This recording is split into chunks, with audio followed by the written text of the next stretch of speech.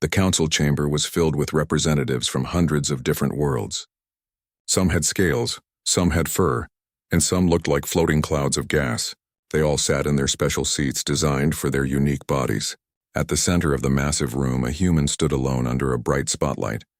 His name was Deho, and he was Earth's ambassador to the Galactic Council.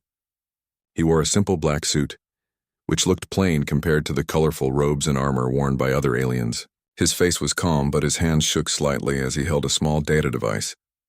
"Honored members of the Council," Deho began. His voice echoed through the chamber. 3 days ago, the Vrakti Empire attacked the human colony of New Busan. They used plasma weapons to burn the entire surface of the planet. 3 million humans died in less than 10 minutes. A hologram appeared above Deho's head. It showed a beautiful planet with blue oceans and green forests. Then the image changed. Bright lights fell from space like rain. Where they touched the ground, everything turned to ash and fire. Cities melted, forests burned, oceans boiled away. In moments, the entire planet became a black, dead rock. Many aliens in the chamber looked away. Some made sounds of distress in their native languages, but not everyone was upset. From the Vrakti section, a large alien stood up. His name was Thrax, and he was the Vrakti representative. He was twice as tall as a human, with thick gray skin covered in bony plates. His forearms ended in sharp claws, and his mouth was filled with teeth like daggers. "The council should not waste time on this matter," Thrax said. His voice sounded like rocks grinding together. The humans were warned to stay away from that sector of space. They ignored our warning. We defended our territory. This is not a crime. Deho's jaw tightened. New Busan was established 70 years ago. It was never in disputed territory. Your empire claimed that sector only 6 months ago, and you gave us no time to evacuate our people. Thrax laughed. It was a horrible sound that made many aliens flinch. Evacuation? Why would we allow that? You humans are soft. You speak of peace and cooperation, but you are just prey animals pretending to be equals. The Vrakti Empire has conquered 40 star systems. We have destroyed species far stronger than yours. You should be grateful we only burned 1 colony. Consider it a lesson. The chamber erupted in noise. Some aliens shouted in support of the humans. Others remained silent. A few even seemed to agree with Thrax. The council leader, an ancient being called a Vorenthi, raised one of its many tentacles for silence. "Ambassador Thrax, your words are concerning. The council was formed to prevent such conflicts. Attacking a colony without provocation violates our most basic agreements." Provocation? Thrax's eyes glowed with anger. Their existence in space we desire is provocation enough. The Vrakti do not negotiate with lesser species. We take what we want. If the council wishes to interfere, then perhaps the council should consider whether it wants to share the fate of New Busan. The threat hung in the air like poison. Many aliens shifted nervously in their seats. The Vrakti Empire was powerful. Their military had never lost a war. Most species in the council were afraid of them. Deho stood very still. He thought about his family. His wife Hanul had been a teacher on New Busan. His daughter Sora was only 8 years old. His son Junho had just started university. They had all died together when the plasma fire swept across their city. He had watched the recording of his wife's final message. She had known what was coming. She had told him she loved him. Then the transmission ended in white fire. "I understand," Deho said quietly. "The council will not act. You are too afraid." The council leader's tentacles twitched in discomfort. "Ambassador Deho, we will investigate this matter and—" "No need," Deho interrupted. He had never interrupted the council leader before. No one had. Humanity understands the situation perfectly. The Vrakti Empire has shown us who they are. They have taught us an important lesson. We thank the council for their time." He turned and walked toward the exit. His footsteps echoed in the shocked silence. "Running away?" Thrax called after him. "Typical prey behavior. Go back to your Earth, little human. Tell your people to stay out of Vrakti space. Next time we might burn your homeworld too." Deho stopped at the door. He looked back at Thrax. His face showed no emotion at all. "My wife was a teacher," Deho said. "She taught history. She used to tell her students about old Earth, before we joined the galaxy, about the wars we fought against each other. She said humanity spent 10,000 years learning how to kill other humans in every way possible. Swords, guns, bombs, diseases, fire. We became very, very good at war." He paused and his voice became softer. Then one day we decided to stop. We chose peace instead. We met aliens like you. And we thought maybe the galaxy could be different from old Earth. Maybe everyone could talk instead of fight. My wife believed that. My children believed that, Thrax snorted. And now they are dead. Because peace is weakness, no, Deho said. They are dead because we forgot something important. We forgot to teach the galaxy why we chose peace in the first place. He pressed a button on his data device. I am transmitting my government's response to the Vrakthi Empire. Every species in the council will receive a copy. A new hologram appeared in the center of the chamber. It showed a simple message in every known galactic language. Humanity declares total war against the Vrakthi Empire. We will accept nothing less than complete surrender. This is not a negotiation. This is a promise. The chamber exploded with noise. Aliens shouted in dozens of languages. Some were shocked. Some were excited. Some were afraid. Thrax laughed harder than before. War? You humans and your tiny fleet want war with the Vrakthi? We will crush you like insects. Your species will beg for mercy before we are done. Perhaps, Deho said. But there is something you should know about humans and war. What is that? When humans choose to fight, we do not stop until our enemy is completely destroyed. We do not take prisoners. We do not negotiate. We do not show mercy. We become the monsters that scared us into choosing peace in the first place. Deho walked out of the chamber. Behind him, Thrax was still laughing, but in the far corner of the room, an old alien who had studied human history did not laugh. He remembered reading about something humans called total war. He remembered learning about destroyed cities and burned empires and species that existed no more. He looked at Thrax, who was celebrating his perceived victory. The old alien felt a chill run through his body. He had a terrible feeling that Thrax had just made a catastrophic mistake. The Vrakthi had poked something ancient and violent. They had reminded humanity of something it had worked very hard to forget. They had reminded humanity how to hate. Admiral Mirai stood on the bridge of the UN Indomitable, the flagship of humanity's combined fleet. Through the massive viewing window, she could see thousands of human warships stretching out into the darkness of space. Each one was different in size and design, but all of them carried the same symbol, a blue planet Earth with a white olive branch crossed by a red sword. It had been only 3 weeks since the Vrakthi attacked New Busan. In those 3 weeks, humanity had done something that shocked the entire galaxy. They had assembled the largest military force anyone had ever seen. Admiral, the final count is complete, reported Commander Kyungmin from his station. We have 15,312 warships ready for combat. Another 5,000 are still being equipped and will join us within 10 days. Mirai nodded slowly. She was a tall woman with short gray hair and sharp eyes that missed nothing. She had served in the human military for 40 years, but most of that time had been peaceful. Humanity had not fought a real war in over 2 centuries, but she had studied the old wars. She had learned from them. She had prepared for a day like this, even though she hoped it would never come. Send the formation plan to all ship captains, she ordered. We jumped to Vrakthi space in 6 hours. Around the galaxy, other species watched in amazement. The shipyards above Earth, Mars, and 50 other human worlds were working day and night. They were building warships at an impossible speed. Factories that had been making civilian transports were now producing missiles and torpedoes. Scientists who had been researching medicine were now designing new weapons. Humanity had transformed itself from a peaceful civilization into a war machine. In less than a month, President Hyunwoo appeared on the communication screen in front of Mirai. He was an older man with a kind face, but his eyes were hard with determination. Admiral, the civilian governments have completed the evacuation of all colonies near Vrakthi space, he said. Our people are safe. You have full authorization to proceed with the operation. Full authorization? Mirai asked. She needed to be sure.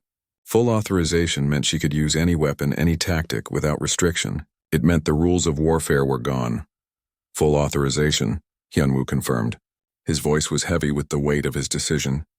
The Vrakthi chose to burn our people alive. They laughed at our dead. They threatened our homeworld. They must learn that humanity is not prey. Whatever you need to do, Admiral, you have my permission. End this war. The screen went dark. Mirai stood in silence for a moment. Then she turned to her crew. Signal all ships. Prepare for jump to Vrakht Prime. 6 hours later, the human fleet vanished from Earth space in flashes of blue light. They traveled through faster-than-light tunnels. crossing hundreds of light-years in minutes. When they emerged, they appeared in the home system of the Vrakthi Empire. Vrakt Prime was a massive planet, larger than Earth, with a dark red color. Around it floated thousands of space stations and defensive platforms. The Vrakthi Defensive Fleet, the pride of their empire, waited in formation. 10,000 warships, each one built for conquest and destruction. On the bridge of the lead Vrakthi ship, Commander Vorax watched the human fleet appear on his sensors. He had expected a few hundred ships at most, maybe 1,000 if the humans were truly foolish. But 15,000 ships materialized before his eyes. The scanner could barely count them all. "This is impossible," Vorax whispered. "How did they build so many ships so fast?" His second officer, a younger Vrakthi named Kren, checked the readings twice. "Commander, these signatures, many of these ships are very old. Some of them are over 200 years old." Vorax understood. The humans had not built all these ships in 3 weeks. These ships had always existed. Humanity had kept them in storage, hidden away, waiting. They had claimed to be peaceful, but they had never truly disarmed. They had simply put their weapons aside, ready to pick them up again if needed. "Send a message to all ships," Vorax ordered. "Battle formation. Prepare all weapons. We are the Vrakthi. We have never lost a war. We will not lose to prey animals." On the Indomitable, Mirai received the Vrakthi response. It was short and arrogant. "Surrender now and we will kill you quickly." She smiled coldly. "Captain Jiwan, you may begin." Captain Jiwan was the tactical officer, responsible for coordinating the fleet's weapons.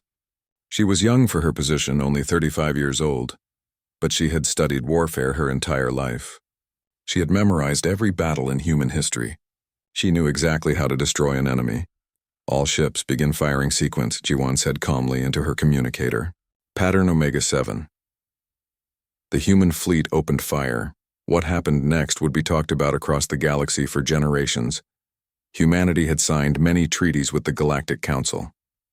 They had agreed to limit certain weapons that were considered too dangerous. Weapons like planet crackers that could break worlds apart. Weapons like antimatter missiles that could destroy entire fleets in single explosions. Weapons like AI-guided hunter drones that could think faster than any living being. But when the Vrakthi burned New Busan, those treaties became worthless pieces of paper. Thousands of missiles erupted from the human fleet.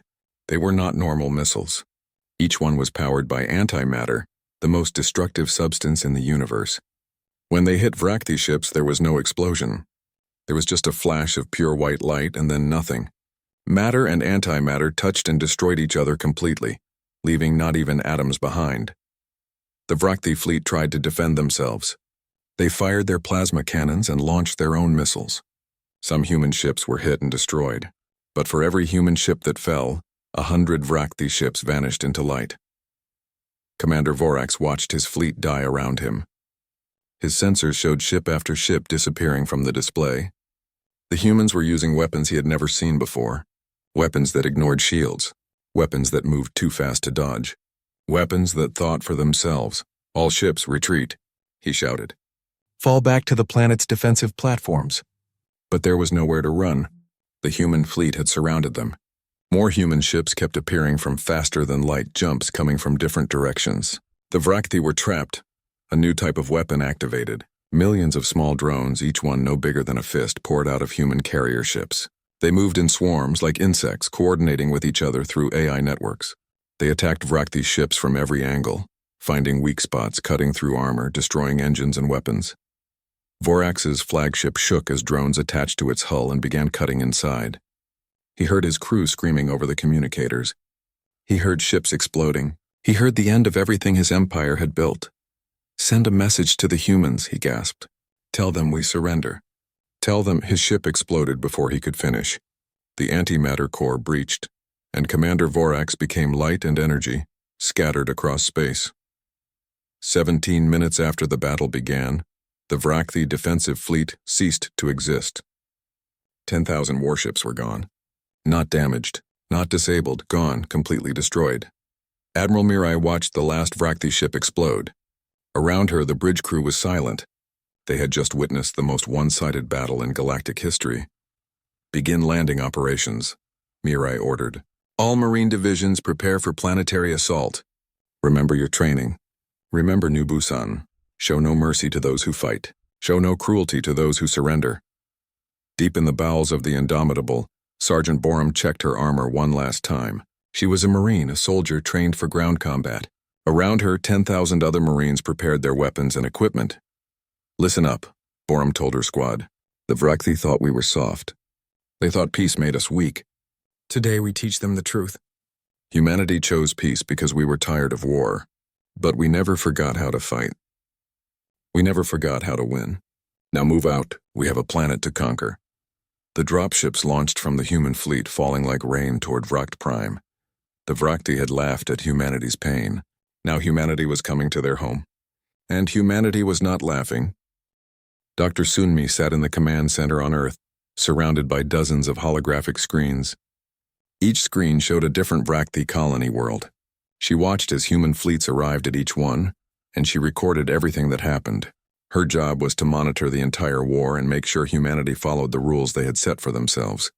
Even in total war, humans had rules. Status report from Vrak 7, announced one of her assistants. Human forces have secured the orbital stations. Ground forces are landing now. Estimated Vrakthi military presence, 40,000 soldiers. What about civilians? Sunmi asked. That was always her first question. Approximately 2 million. They are sheltering in the underground cities. Our forces have orders not to approach civilian areas unless fired upon. Sunmi nodded and made notes in her computer. This was the strange thing about humanity's war against the Vrakthi. They were destroying the Vrakthi military with brutal efficiency, but they were very careful not to harm civilians. Every human soldier carried strict orders, only military targets. No attacks on homes, schools, hospitals, or farms. No revenge against innocent people. The Vrakthi did not understand this. They had burned an entire planet full of civilians. They expected humans to do the same. But humans did not. On the surface of Vrakt Prime, Sergeant Borum and her squad moved through the ruins of a Vrakthi military base. The orbital bombardment had destroyed most of the buildings, but some Vrakthi soldiers were still fighting from underground bunkers. Contact ahead, whispered Private Minseo, who was on point. I count 20 Vrakthi warriors armed with plasma rifles. Borum studied the situation through her helmet display. The Vrakthi were hiding behind rubble, waiting to ambush any humans who came close. It was a good defensive position. Use the drones, she ordered. Private Minseo launched 4 small flying drones from his backpack. They zipped forward, moving too fast for the Vrakthi to target. The drones scanned the enemy positions and transmitted the data back to the squad's computers. Now every human soldier could see exactly where each Vrakthi warrior was hiding, even through walls and rocks. Stunner rounds, Borum commanded. We give them one chance. Her squad loaded special ammunition into their rifles. These bullets did not kill. They released an electromagnetic pulse that disrupted the nervous system, causing temporary paralysis. The humans had developed them specifically for this war. Vrakthi warriors, Borum called out in their language. All human soldiers had learned basic Vrakthi during the 3-week preparation. Surrender now. Put down your weapons. You will not be harmed. The response was a burst of plasma fire that melted the wall next to her head. Your choice, Borum muttered. She signaled her squad. They moved with perfect coordination, each soldier covering the others. They used their drones to see around corners. They used small robots to draw enemy fire and reveal positions. They fought like machines, efficient and precise. In less than 3 minutes, all 20 Vrakthi warriors were unconscious on the ground, hit by stunner rounds. Not one of them was dead. Secure the prisoners, Borum ordered. Medical team check them for injuries. Then we move on to the next target. One of her soldiers, a young man named Jinwoo, looked confused. Sergeant, why do we bother? They killed millions of our people. Why not just shoot them? Borum removed her helmet and looked at him seriously. Because we are not them. The Vrakthi kill without thinking. They see other species as prey. But we are human. We do not become monsters just because monsters attacked us. We are here to end the Vrakthi Empire, not to commit genocide. Do you understand? Jinwoo nodded slowly. Yes, Sergeant. I understand. Across 43 Vrakthi worlds, the same scene repeated itself thousands of times. Human forces attacked military targets with overwhelming force. Bases were destroyed. Warships were reduced to scrap metal. Weapons factories were demolished. But whenever possible, Vrakthi soldiers were captured rather than killed. and civilians were left completely alone. On Vract 7, Commander Taewon oversaw the systematic destruction of the planet's industrial sector. His engineering teams used precision charges to collapse factories and shipyards without damaging nearby residential areas. It was slow, careful work. "Commander, we have a problem," reported one of his officers. "There is a weapons research facility built underneath a civilian hospital. We cannot destroy it without bringing down the entire building. There are 3,000 Vrakthi civilians inside, including children." Taewon studied the holographic map. The officer was right. The Vrakthi military had deliberately built their research lab under a hospital, probably hoping it would protect them. "Can we evacuate the hospital?" he asked. "We are trying, but the Vrakthi civilians are afraid of us. They believe we will kill them." Their own propaganda told them humans are monsters who eat alien children. Taewon rubbed his tired eyes. He had not slept in 2 days. "Keep trying to evacuate them. Offer food, medicine, whatever they need. Show them we mean no harm. We can wait. That research facility is not going anywhere." It took 3 days of patient work, but eventually, the Vrakthi civilians agreed to leave the hospital. Human medical teams treated their sick and injured. Human engineers made sure the evacuation was safe. Only after every civilian was gone did Taewon's team destroy the weapons facility beneath. Word of this spread among the Vrakthi population. Humans were destroying their military, but not harming regular people. It was confusing to them. The Vrakthi had been taught that all aliens were either predators or prey. They did not understand a species that could be both powerful and merciful. Back on Earth, Ambassador Daeho stood before the Galactic Council once more. This time, the council chamber was very different. The aliens were silent and respectful. Even those who had supported the Vrakthi before were quiet now. "Honored members," Daeho said. His voice was calm, but everyone could hear the steel beneath. "It has been 6 weeks since the Vrakthi Empire attacked New Busan. In that time, humanity has destroyed the Vrakthi military completely. Their fleet no longer exists. Their armies have surrendered. Their weapons factories are rubble." He paused and looked directly at the section where Thrax had once sat. The Vrakthi representative was gone now, fled to his homeworld when the war began. "Some of you told me that humanity was weak.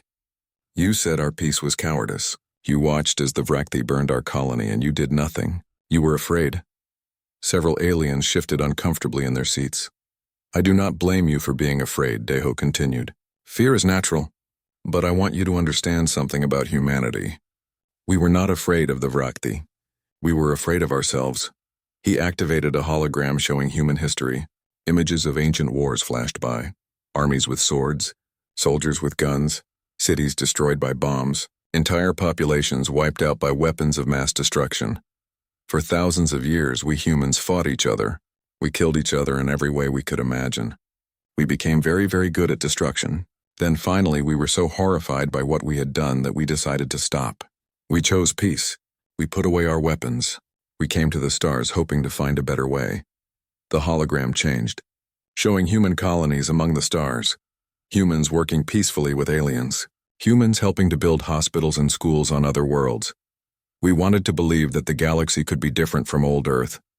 We wanted to prove that intelligent species could live together without war. For 200 years we succeeded. We were happy, his voice hardened.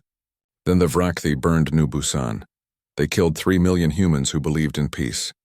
They laughed at us. They called us prey.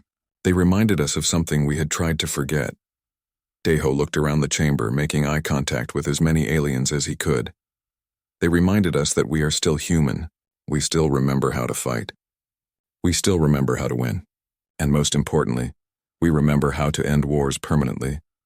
A holographic display showed the current status of Vrakthi space. Every military installation was marked with a red X. Everyone had been destroyed or captured. The entire Vrakthi military machine had been dismantled in 6 weeks. The Vrakthi Empire no longer exists as a military power. Daeho announced. They cannot build warships. They cannot manufacture weapons. They cannot threaten anyone ever again. We have removed their ability to make war, completely and permanently. An alien from the peaceful Torvan species raised a tentacle. Ambassador Daeho, what will you do with the Vrakthi people now? Will you exterminate them? The chamber went very quiet. Everyone wanted to know the answer to that question. Daeho was silent for a long moment. He thought about his wife and children dead on New Busan.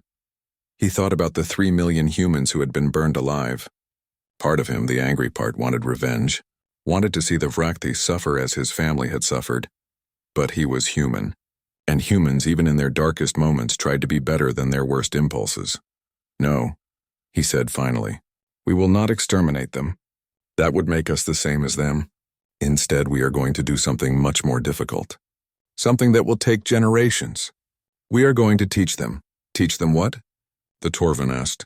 How to be better, Diho replied. How to live without conquest. How to value life instead of death. We are going to take the Vrakti species and rebuild their entire culture from the ground up. It will be hard. Many will resist, but in the end, the Vrakti will become what President Hyunwoo stood before the Human Assembly, the governing body that represented all of humanity across hundreds of worlds. The chamber was packed with representatives, and every one of them looked exhausted.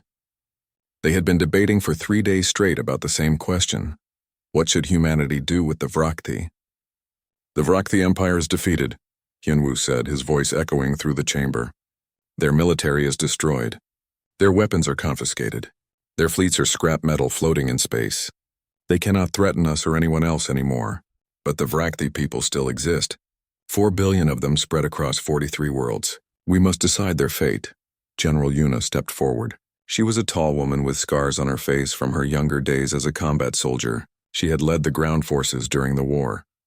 I have prepared 3 options for the assembly to consider, she said, activating a holographic display. Option 1, complete military occupation. We place human forces on every Vrakti world. We control their government, their economy, their entire civilization. We make sure they can never rise again. She paused and brought up cost estimates. This would require keeping 3 million human soldiers in Vrakti space permanently. For at least 50 years, maybe 100. It would cost trillions of credits. It would mean generations of humans spending their lives as occupiers far from home. Many representatives shook their heads. That was too expensive, too long, too much sacrifice. Option 2, containment, Yuna continued. We blockade Vrakti space. We destroy any ship that tries to leave. We let them govern themselves. But we make sure they can never spread beyond their current worlds. We monitor them constantly. She showed patrol routes and fleet positions. This would require a permanent military presence around Vrakti space. Hundreds of ships rotating in shifts forever. And even then, we cannot guarantee they would not develop weapons in secret. Eventually, maybe in 100 years or 1,000, they might become a threat again. More head shaking. That was not a solution. That was just postponing the problem. Option 3, Yuna said, her voice becoming heavy. Complete destruction. We remove the Vrakti species from the galaxy permanently. The chamber went silent. Several representatives looked sick. We have the weapons to do it, Yuna said quietly. We could sterilize every Vrakti world in a matter of days. It would be efficient. Final. There would be no chance of them ever threatening anyone again. She turned off the holographic display and looked at the assembly. Those are the military options. But I am a soldier, not a judge. This decision should not be made by the military alone. A representative from Mars stood up. His name was Ki-hoon, and he was known for his strong moral principles. General Yuna, there must be other options.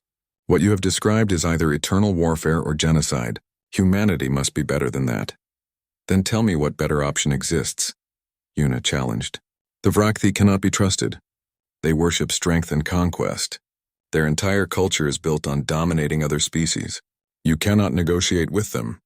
You cannot change their minds with words. They see peace as weakness. What would you have us do?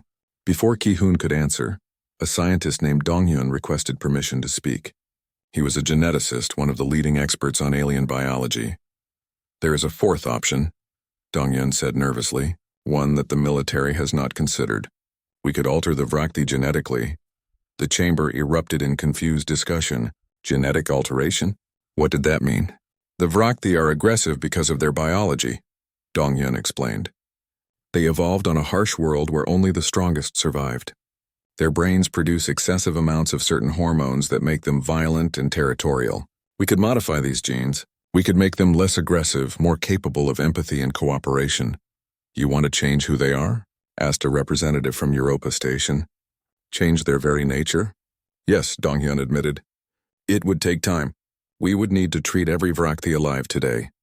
and ensure all future generations carry the modified genes. But within 2 or 3 generations, the Vrakthi would become a peaceful species. They would still be Vrakthi, but they would no longer feel the need to conquer and kill.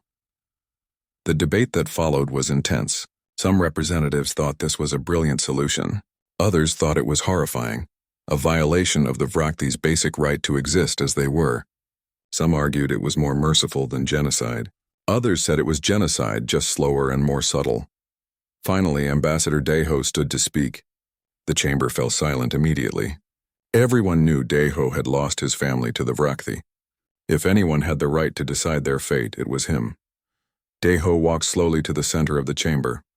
He looked older than he had 6 weeks ago. The war had aged him. Grief had carved lines into his face. "I want them to suffer," he said quietly. "I want every Vrakthi to feel the pain I feel. I want them to know what it is like to lose everything, to watch your family die and be unable to stop it." He paused and his hands shook. "My wife's name was Hanul. She was the kindest person I ever knew. She dedicated her life to teaching children, to making the galaxy a better place. My daughter Sora wanted to be a doctor. She was studying every night, working so hard. My son Junho loved music. He could play 15 different instruments. They were good people. They deserved to live." Tears ran down his face and he did not wipe them away. "The Vrakthi took them from me. They burned them alive for no reason except to prove they were strong. I hate the Vrakthi. I will hate them for the rest of my life." He looked around the chamber, meeting the eyes of as many representatives as he could. "But if we destroy them, if we change them genetically, if we wipe out who they are, then what are we? We become the monsters they think we are. We prove that might makes right. We show the galaxy that humans are just as cruel as the Vrakthi, just better at it." His voice grew stronger. "I do not want that. Hanul would not want that. She believed in education, in the power of teaching and learning. She believed people could change if given the chance, even the Vrakthi." "You want to teach them?" someone asked incredulously. "After what they did?" "No," Deho said. "I want to force them to learn, whether they want to or not." He activated a holographic display showing a new plan. "We do not destroy the Vrakthi. We do not change their genes. We do not occupy their worlds forever. Instead, we reconstruct their entire society." The plan was complex and detailed. Human educators would go to every Vrakthi world. Vrakthi children would be required to attend schools run by humans and other peaceful alien species. They would learn galactic history, ethics, philosophy, art, and science. They would learn about other cultures, other ways of thinking. Adults will undergo rehabilitation programs, Deho continued. Mandatory counseling. Job training. We will show them there are ways to be strong without being cruel, ways to have pride without needing to conquer others. The Vrakthi military caste will be disbanded completely. Any Vrakthi who shows violent tendencies will receive treatment and monitoring. Those who refuse will be removed from society until they comply. Their language and culture will be preserved, but their history will be taught truthfully. They will learn about all the species they destroyed. They will read accounts written by their victims. They will understand the pain they caused. This will take generations, Deho said. Maybe 3, maybe 5. It will require thousands of human teachers, psychologists, and social workers dedicating their lives to this effort. It will cost enormous amounts of money and time. Many Vrakthi will resist. Some will never change. But the young ones, the children who have not yet learned to hate, they can become better. A representative from the Saturn colonies raised his hand. "Ambassador Deho, with respect, why should we spend so much effort on them? Why not just imprison the violent ones and leave the rest alone?" "Because leaving them alone does not solve the problem," Deho replied. "The Vrakthi culture will continue to produce violent individuals. Generation after generation. We must break that cycle. We must show them a different way to live. Not through genetic manipulation or military force, but through education and cultural change." He looked at the hologram showing his plan. "This is the hardest option. It requires patience, commitment, and forgiveness that none of us want to give. It would be easier to destroy them or lock them away. But easy solutions do not last. If we want permanent peace, we must do the hard work of rehabilitation." General Yuna spoke up again. "Ambassador, what if they refuse? What if they choose to resist this education? Then they will be isolated from society until they agree," Deho said firmly. "This is not optional. We are not asking the Vrakthi permission. We are imposing this on them because they have proven they cannot govern themselves peacefully, but we are not killing them. We are not erasing them. We are forcing them to evolve to become better. There is a difference. The debate continued for another full day. Finally, a vote was called. The chamber was divided, but slowly a majority formed. Many representatives did not like Deho's plan. They thought it was too kind, too trusting, too much work for a species that did not deserve it.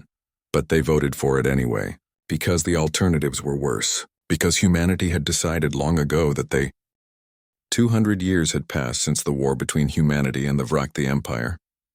In the Great Council Chamber, a ceremony was taking place. Representatives from hundreds of species gathered to remember the day the war ended and celebrate what had come after. Ambassador Young-Ho stood at the podium, looking out at the assembled aliens. He was human, but unlike ambassadors of old Earth, he had been born in space. He had never seen the Vrakthi Empire at its height. He had never witnessed the burning of New Busan. To him, those events were history, like ancient battles from old Earth. But history mattered. History taught lessons that must not be forgotten. Honored members of the Galactic Council, Young-Ho began. Today we gather at the Memorial of Peace to remember all the species humanity has encountered during our time among the stars. Behind me stands a monument listing every civilization we have met, every culture we have learned from, every friend we have made. The monument was beautiful, carved from white stone brought from Earth. Thousands of names were etched into its surface in their native languages. Trade partners, allies, friends, and even former enemies who had made peace. But as Young-Ho spoke, a young alien in the audience noticed something strange. She was Curva, a diplomat from the Thessian Union still new to galactic politics. She had been studying human history carefully, trying to understand these complicated apes who had become so powerful. She had read about the Vrakthi Empire. She knew they had attacked humans and been defeated. But looking at the memorial, she could not find their name anywhere. The ceremony continued. Young-Ho spoke about cooperation between species, about the importance of peace, about humanity's role in maintaining galactic security. When he finished, the audience applauded politely and the ceremony ended. Curva approached Young-Ho as the crowd dispersed. "Ambassador, may I ask you a question?" "Of course," Young-Ho said with a friendly smile. "What troubles you?" "I have been studying the war between humans and the Vrakthi," Curva said carefully. "I know the Vrakthi attacked your colony. I know humans defeated them completely, but I noticed their name is not on the memorial. Why not? You list other species you have fought and later made peace with. Where are the Vrakthi?" Young-Ho's smile faded slightly. He looked at the young alien with serious eyes. "Walk with me. This is a conversation best had privately." They walked through the memorial garden, past statues and plaques commemorating important moments in galactic history. Finally, they reached a quiet corner where a single line was carved into the base of a fountain. "The last species that made humanity angry." Curva read the words several times. "I do not understand." "The Vrakthi still exist," Young-Ho explained. "In fact, there are 5 billion of them now, living across 50 worlds. They are members of the Galactic Council. You have probably met some without realizing it. Then why is their empire not listed on the memorial?" "Because the Vrakthi Empire no longer exists," Young-Ho said. "Not in any form. We did not just defeat them. We erased what they were and rebuilt them into something new." He gestured to a bench and they both sat down. Young-Ho looked tired, as if this conversation weighed on him. "After the war, humanity had a choice," he said. "We could destroy the Vrakthi completely, kill every one of them. It would have been easy. We had the weapons and the justification. They had burned 3 million of our people alive." Curva shivered. She knew humans were dangerous, but hearing it stated so plainly was chilling. "Or we could change them," Young-Ho continued. "Force them to become different, better. We chose the second path. For 3 generations, humans controlled Vrakthi space. We educated their children in our schools. We taught them our values, our history, our philosophy. We showed them how other species lived peacefully together. The adult Vrakthi resisted at first. Many of them tried to hold on to their old ways, their worship of strength and conquest. But their children learned differently. And their children's children grew up in a galaxy where the Vrakthi Empire was seen as a shameful mistake, not a glorious history." Young-Ho pulled out a data pad and showed Curva some images. Today, the Vrakthi are some of the most passionate advocates for peace in the galaxy. They run conflict resolution programs. They teach other species how to avoid the mistakes they made. They have dedicated themselves to making sure no one ever repeats their history. Kirva looked at the images. They showed Vrakti working alongside humans and other aliens, building schools, treating the sick, negotiating peace treaties. So you changed them, Kirva said slowly. You took an entire species and rewrote who they were. Yes, Young-Ho admitted. Some call it the most merciful thing humanity has ever done. We gave them a chance to become better. Others call it the most ruthless victory in galactic history. We did not just defeat our enemy. We transformed them into allies. We took everything that made them dangerous and replaced it with something peaceful. Which is it? Kirva asked. Mercy or ruthlessness? Young-Ho was quiet for a long moment.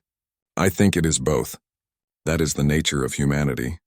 We can be incredibly kind and incredibly cruel, often at the same time.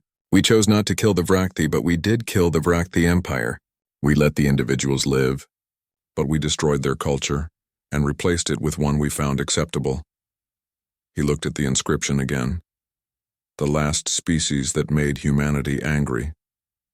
That line is a warning, Young-Ho said quietly.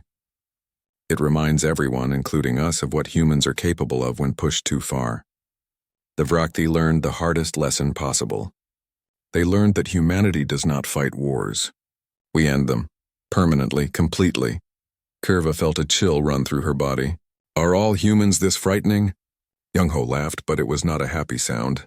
No, most humans just want to live peaceful lives, raise their children, and be left alone. That is the truth. We are not naturally warriors. We are farmers and teachers and artists who can become warriors when necessary.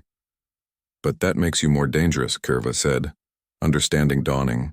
A species that loves war is predictable, but a species that hates war and is still very good at it, they are terrifying. Exactly, Young-Ho said. Humanity chose peace because we understood the alternative. We spent 10,000 years killing each other on Earth. We became experts at destruction. When we finally stopped, it was not because we forgot how to fight. It was because we remembered too well. He stood up and looked at the memorial again. The Vrakti made a mistake. They thought peace made humans weak. They thought our kindness was cowardice. They attacked us expecting we would negotiate, compromise, or run away. Instead, you destroyed them, Kirva finished. We destroyed their ability to make war, Young-Ho corrected. There is a difference. The Vrakti people still live. They have families, dreams, and futures, but they will never again threaten anyone. We made sure of that, not by killing them, but by teaching them, by forcing them over generations to become peaceful. Kirva thought about this for a long time. Finally, she asked, has any other species made humanity this angry since then? No, Young-Ho said simply. The lesson was learned. The galaxy watched what happened to the Vrakti. They saw that humanity will tolerate almost anything, except the mass murder of our people.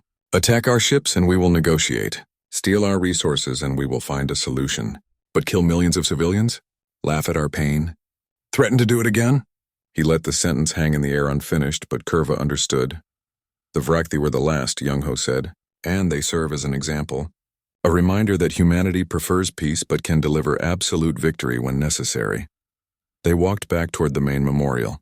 Kirva noticed other young diplomats looking at the monument, probably wondering the same thing she had wondered. Where were the Vrakti? Do the Vrakti know? Kirva asked. About what they used to be? Oh yes, Young-Ho said. They teach it in their schools. Every Vrakti child learns about the Empire and the war and the Reconstruction. They are not allowed to forget. It is part of their culture now, but a different kind of memory. Not pride in conquest, but shame that they needed to be taught through force. That seems cruel, Kirva said, to make them carry that shame forever.